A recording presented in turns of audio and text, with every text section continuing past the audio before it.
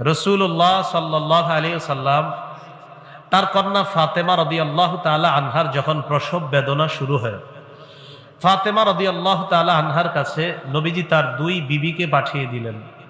একজন উম্মে সালামা, আরেকজন জয়নব বিনতে জাহাশ রাদিয়াল্লাহু তাআলা আনহুমা। রাসূলুল্লাহ সাল্লাল্লাহু আলাইহি সাল্লাম তাদেরকে বললেন, তোমরা ফাতেমার কাছে যাওয়ার পর 1 নাম্বার আয়াতুল কুরসি পড়বা, 2 নাম্বার সূরা আরাফের 54 নাম্বার আয়াত পড়বা, 3 নাম্বার সূরা ইউনূসের 3 নাম্বার আয়াত পড়া।